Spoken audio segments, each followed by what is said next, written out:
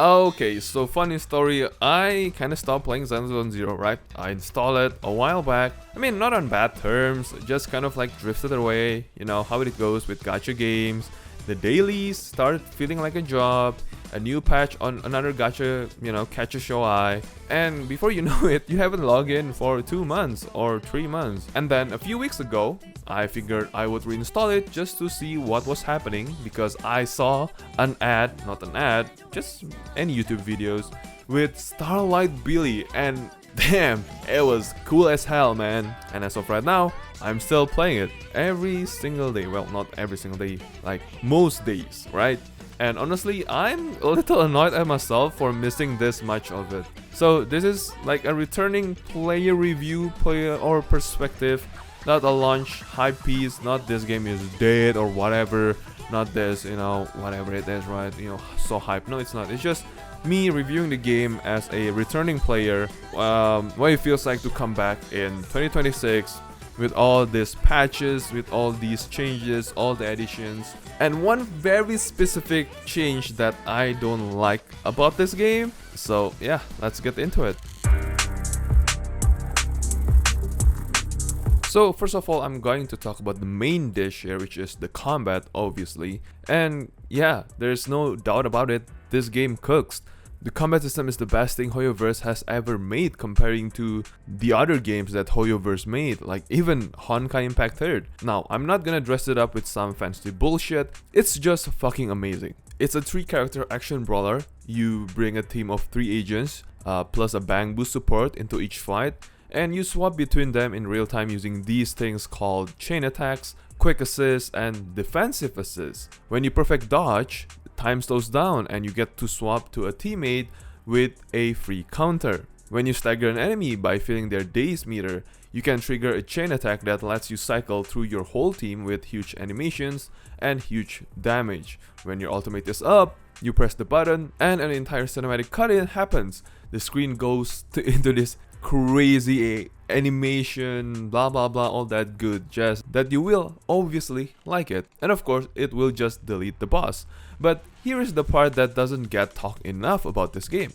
This game feels impactful as hell. Every single hit lands with weight, the hit stop, the screen shake, the chunky sound design when you connect with a heavy attack, the way enemies physically flinch and stagger, the cinematic zoom-ins when you break a stun bar, and the slow motion cam that activates on your ultimate. It all combines into combat that feels like you are actually hitting things, not just watching the numbers goes up. Compare this to, let's say, Genshin Impact, where every sword swing feels kind of floaty, every jump feels floaty. It's just not as grounded as in ZZZ, and obviously ZZZ is on a completely different level. There's a reason why your brain goes like, fuck yeah, every time you nail a parry, and it's all thanks to the feedback of this game. The audio engineers, the animators, and the combat designers are all cooking on the same wavelength here. They're all amazing, like holy shit. And what makes it even better is how every agent has their own rhythm. Let's say Ellen Jo, right? She plays like a fighting game character with charged heavy attacks. Miyabi is basically Virgil from the MC5 drop into this game, and with this all stylish stance base slashes and teleport cancels with that Virgil attitude. Jando works off as a unique anomaly system where you are trying to build up elemental damage, or it's not like Genshin, where every character basically does hold button for elemental skill, swap and repeat. I mean, each Zenless Zone Zero agent feels like they were designed first and then fit into the team, not the other way around. I genuinely love spending time learning the combo for new characters because the reward for mastering it is just so satisfying. Nailing a clean rotation with stagger windows, swap cancels, and capped out ultimate feels like landing a sick combo in Devil May Cry. And of course in fighting games. And not gonna lie, this is the only gacha where I actually look forward to the combat itself, not just the rewards at the end of it. Now, let's talk about the progression system in this game because this is where ZZZ both impresses me and kind of frustrates me because again, this is a gacha game. I mean, each agent has a standard level grind, you feed them experience to push them into level 60 and you ascend them at certain breakpoints with materials you farm from specific enemy types and bosses. Their skills, basic attacks, sorry about that, dodges, spatial chain, ultimate, and core passives are all leveled up separately with skill materials, which means every character is essentially a 6-pronged investment. On top of that, every single agent has a core skill passive that unlocks more bonuses as you raise it. Then comes with the W engine, obviously, man, which is just a gacha word for weapon. And the W engine has a passive ability tied to specific playstyles. What can I say? It kind of frustrates me about this one. And of course, then there's the disk drive, where, it's just artifacts for ZZZ version. 6 pieces per character, each with main stat and 4 substats, all rolled with RNG, all needing to be farmed from time-gated stages. Yeah, it is exactly as soul-crushing as it is. Now, but here's where ZZZ progression actually works in your favor.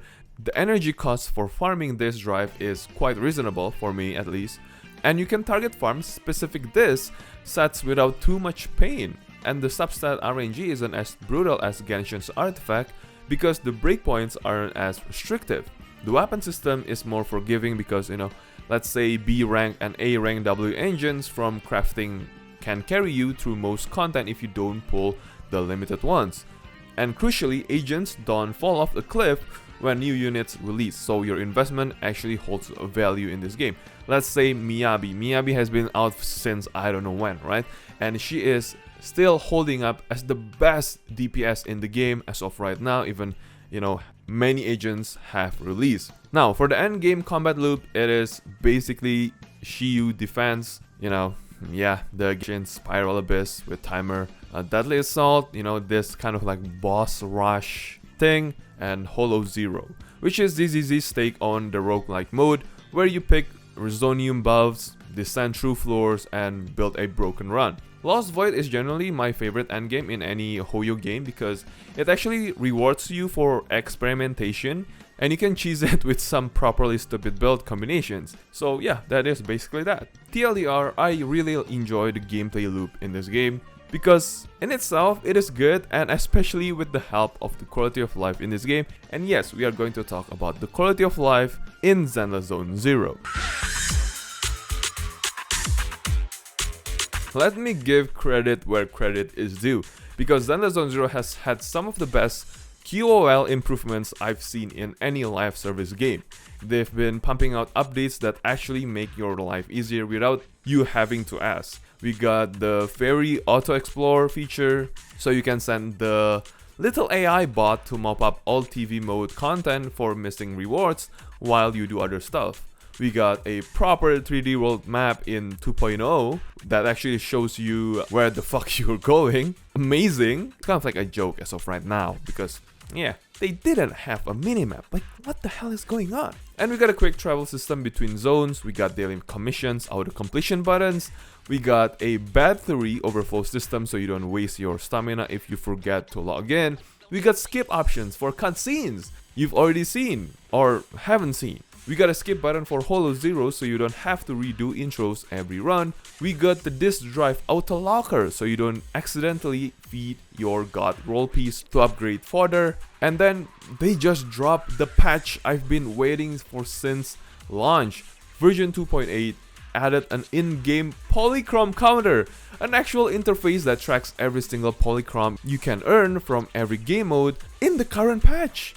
Like dailies, shield defense, Deadly Assault, Hollow Zero, events, login rewards, all of it laid out in one screen so you know exactly how much pull currency you've got coming, you've been missing, and whatever it is, you can just get it. This might sound small, but it is massive. For years, every Hoyo player has had to rely on Reddit infographics and content creators for making spreadsheets just to figure out how many pulls a patch was worth. Now, Zenless Zone Zero is the first Hoyo game, or any gacha game, the first gacha game in general, that has this UI baked into this game directly and treat the player like an adult who deserves to know what they are working with. No more guessing, no more scrolling through Twitter to find, this image, whatever, right? How many polychromes you can get in each patch.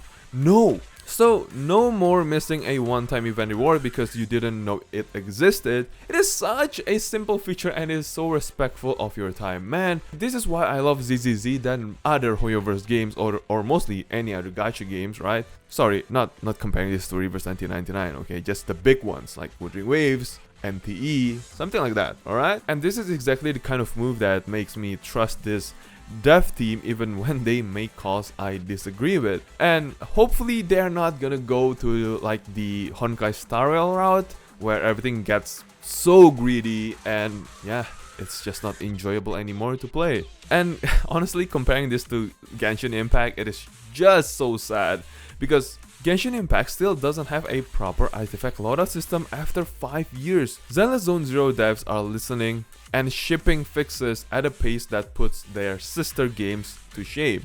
As a daily player, or just a returning player, this is what gets me going and playing this game almost every day as of right now. And yeah, the experience has been really amazing. I love it. Who could have known, man? A good quality of life is making players come back to their game and more people are playing this game. Who could have thought?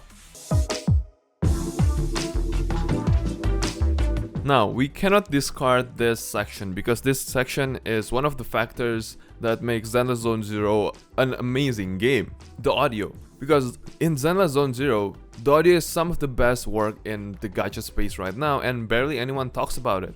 The soundtrack is unreal. You know, you got this lo-fi hip-hop beats for the city zones, hard-hitting electronic tracks during boss fights, jazzy nowhere vibes for the Victoria housekeeping arc, traditional Chinese instrumentation for the Yunkui submit stuff in Season 2. The composers are flexing on every patch and the variety is wild. The 6th Street main theme alone has rotated through so many remixes that I have listened it for so long. They even did an official Lo-Fi Girl crossover. The combat tracks know exactly when to drop the beat right as your ultimate triggers, which is the kind of detail that elevates the entire experience in this game.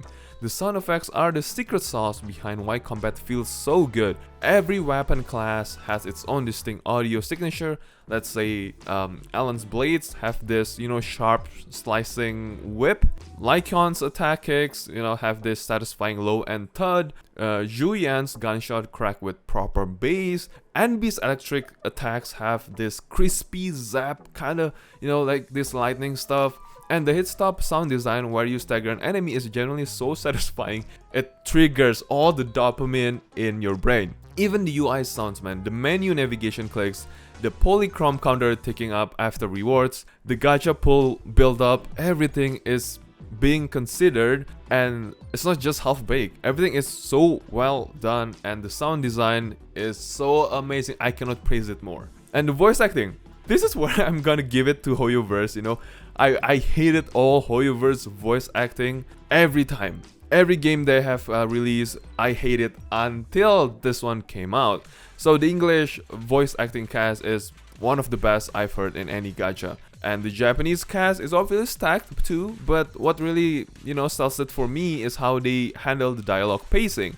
There's minimal awkward pauses between lines, so the conversation is like flowing, like real people are talking instead of just taking 30 seconds breathing, with the sighs and break times like we are a kid. No, it's not. It feels like a game is telling me a story, not reading a bedtime story for a 5-year-old. Genshin and Star Rail are both guilty of those long unnatural pauses where you are just sitting there waiting for the next line to load with this, unnecessary turns, unnecessary facial expressions. You should combine the facial expressions with the dialogue itself so it becomes more immersive, more engaging to the viewers or the audience, and it becomes more enjoyable, right? The delivery of the dialogue or the audio or the voice cast, whatever it is, the timing, it is snappy and it feels natural, and the character does voices match with their personalities perfectly, so it is so spot on. Kudos to them. Like Nicole sounds like this slimy hustler, right? Belle sounds like an actual teenager. Yiswan sounds like she could end your bloodline with a single look. So yeah, it's just that good. The voice cast in this game just so spot on. Feels AAA and I enjoy every second of it. And maybe this is also why I'm so immersed with the stories, right? Like I said, it feels so engaging. Now, here is of course the problem that, well, my personal problem with Zenless Zone Zero, and we need to talk about this. In version 1.0, ZZZ had this thing called TV mode. You would navigate these 2D grid-based maps made of little TV screens, moving the bamboo around like a cute retro board game piece. Each square could trigger a dialogue, a random event, a mini puzzle, a treasure chest, or a combat encounter. It had this tabletop RPG vibe mixed with a roguelike minigame, and honestly, it was one of the most creative things in the entire gacha. Or just one of the creative things put in Zenless Zone Zero. And of course, some of the best comedic writing and character interactions in the game happen inside TV mode segments. The Hollow Zero roguelike was built on top of it. It gave the Hollows this abstract, otherworldly feeling that made sense lore-wise, because Hollows aren't regular places. They are distorted dimensions, right? And then Hoyo killed it. Like, what the fuck, bro? Like, why? Starting from 1.2, they ripped TV mode out of the main story because a chunk of the player base cried. Oh my god, you're all so fucking... You're all an idiot who complain about this, okay? Because they say it was slow, it interrupts the combat. They replaced it with this 3D stage segments, which on paper sounds like an upgrade. In practice, it's you walking your your bamboo, in a straight line down a linear corridor until you hit the next fight. That's it. That's the replacement. Like, what the fuck? There's no puzzle, no exploration decisions, no cheeky event text boxes, no random encounters, just a corridor that lets you walk, jump here, jump there, and then get to the end, and then it will trigger the next phase. It was, come on man, it's like, it's really pointless, it's a pointless filler pretending to be content, and I don't know how anyone thought this was an upgrade, and you all just so shitty. You're not getting combat time, motherfuckers, okay? You're just losing personality in a game with personality. It's an unnecessary gameplay, like, it's basically bullshit, If you want to scrap out the TV mode, just scrap it out. Do not add anything else. Maybe add some cutscenes here and there. Do not add this unnecessary gameplay that, ruined the vibe of the game. And this is where I gotta be real with you. Version 1.0's TV mode was my favorite thing in the game. The weirdness, the creativity, the fact that a AAA gacha was willing to have you play what was basically a board game for 20 minutes. It gave ZZZ an identity nothing else on the market had. Because, you have this amazing combat, and for some time you're gonna be relaxing before the combat again. It's nice. Like, I don't know how people get mad at this or don't enjoy it. And now that it's gone, the game feels a little bit more generic. It is still gorgeous, still has a banger combat, but a piece of the soul of the game just discarded. Hoyo has said that they would revisit the TV mode eventually, and they have sprinkled small grid-based events here and there, but the main story hasn't been the same since it was discarded. And if they ever bring back in a real way, oh my god, I am so happy if that happens, because this game is going to have more personality again, like in the previous version. So yeah, I think that's the only problem that I have in this game, is the TV mode being discarded.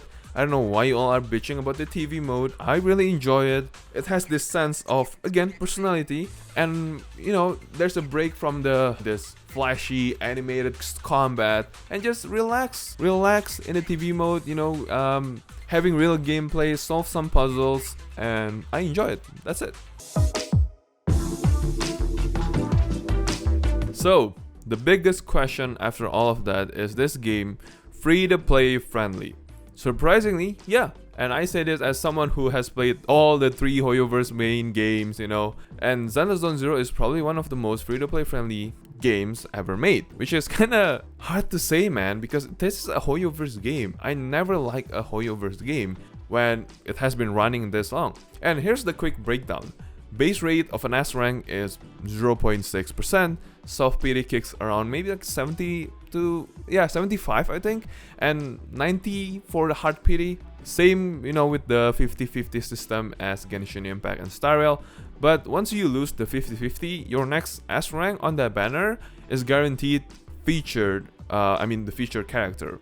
PD carries over between them, like all all Hoyoverse games. But the difference is that the A rank character, I mean like the 4-star character, is literally double from Genshin's rating, which is wow. And the Bamboo banner uses its own currency called Boopons that you can earn from events and exploration, meaning you cannot drain your pool stash on bamboos by accident. So I think that is really good. The stable banner has like pool selector that lets you pick any standard S rank for free. I mean, it's same as typical Hoyoverse bullshit. And pull income per patch is around 100-ish to 150 pulls if you stay consistent, which is roughly the same as Genshin and Star Rail.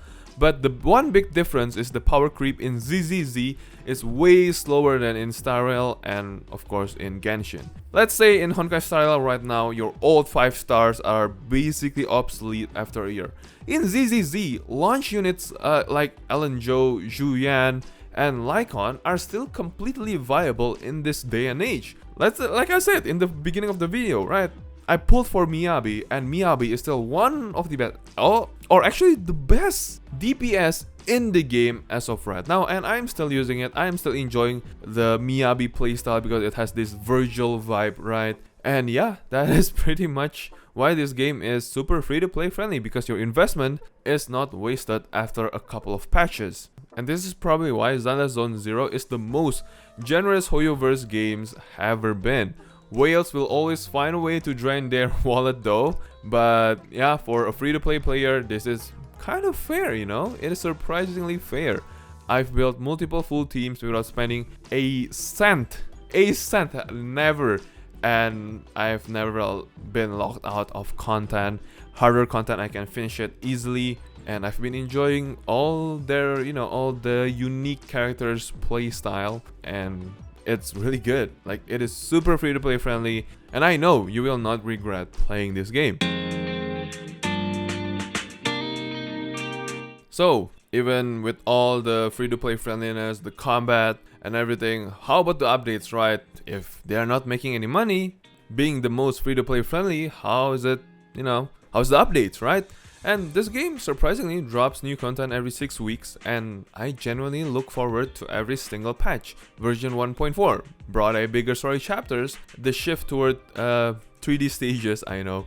Version 1.5 ramped up the difficulty modes. Version 2, where Clouds Embrace the Dawn, was a massive anniversary update that opened up Wi-Fi Peninsula and the first semi-open world zone in Zenless Zone Zero. Broke up the corridor heavy level design, added a 3D world map, introduced Tao Mentor Yishuan that let you manage Suibuan Temple as a base building minigame, and launched the game on Xbox. Amazing. 2.1 added Salume Bay and Fantasy Resort. 2.3 brought Times World Hills. 2.5 brought free S rank Shao for the entire 2.5 to 2.7. They reworked the rerun banner system, which is pretty cool. And now 2.8 just dropped on May 6 with new agents Pomeya and Starlight Billy, a new Vortex combat mechanic, a new QOL, and obviously the beautiful polychrome counter I just glaze about. Alright? And they also confirmed Steam release is coming in the future update, which is huge. I'm gonna play this on Steam, hell yeah! And every patch comes packed with events, mini games, story drops, and new agents, which is really cool. Like, the 2.8 update isn't that big of an update, but for a smaller update, man, it rocks! It really rocks. They are just cooking for every freaking update, man. And I'm just so happy that Zenless Zone Zero has a balanced way to have a good update even though it is so small, right?